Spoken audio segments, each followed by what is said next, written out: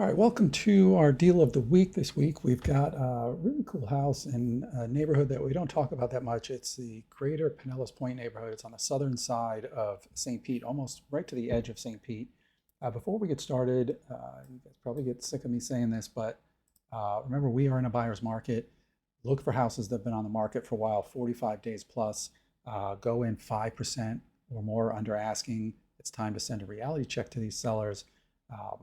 Number two, try to stick with established neighborhoods to the extent that your budget allows. We're not looking to be a pioneer in an up-and-coming neighborhood that may stall out. We want to protect our investment at this point in case you need to sell sooner than later. Look for low-maintenance properties, preferably with newer roofs and ACs. Electrical panels would be nice so that you don't have any insurance issues and you're not looking to do any capital outlay for that kind of stuff. And then finally, look for houses with broad appeal features. Again, a 3-2 is going to sell faster than a 2-1, or a 2-2 is going to sell faster than a 2-1. If over the next couple of years you find yourself in a situation where you have to sell, you want something that is widely popular in the market. So let's just jump into this house. It's on 64th Avenue South, and let's take a quick look at the map here, and you'll see that it's way down on the southern tip of St. Petersburg here. So as you can see, I'm circling downtown there, and we're almost right to the end. Now, it's a pretty easy ride to get to downtown, down 4th Street, maybe 12, 15 minutes tops. So it's still pretty close to downtown. You got a pretty easy shot over to the 275, which will get you over into Manatee County, which is Sarasota, and there's beaches over there. But better than that, it's just a straight shot out to St. Pete Beach. 15, 20 minutes, you can get to the beaches. So, location is really nice.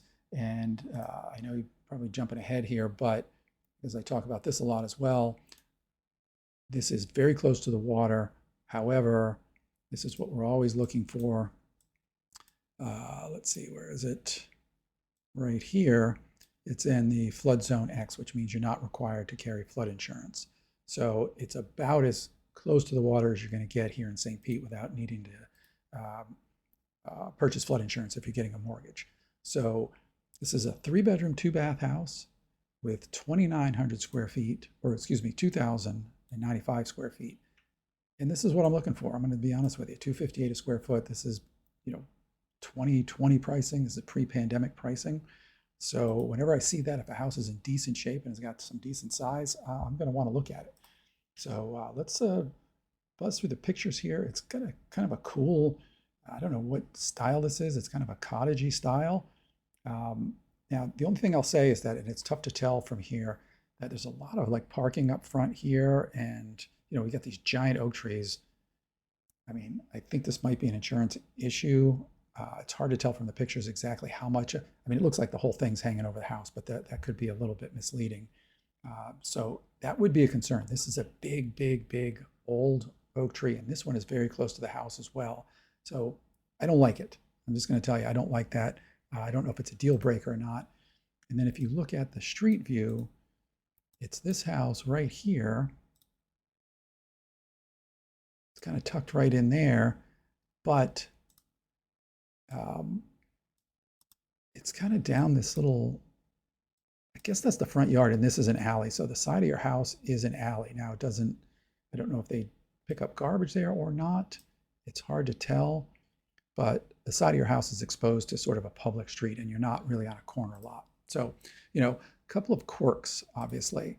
So let's go through. This is in the front. They got a little, I think that's the only outside seating is out front.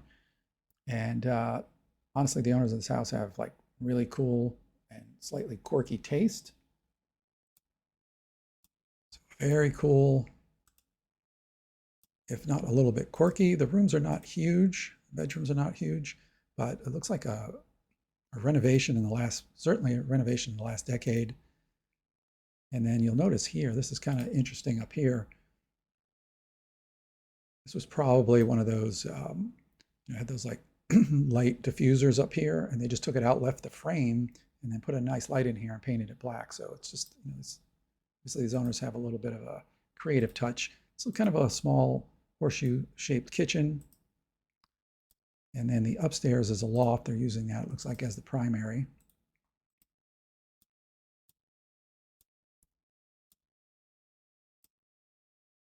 And then this looks like a sort of a dining area.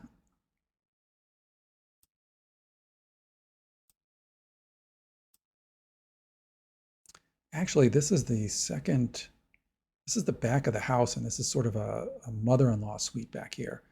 Um, there's a kitchen, really kind of a small kitchen back here.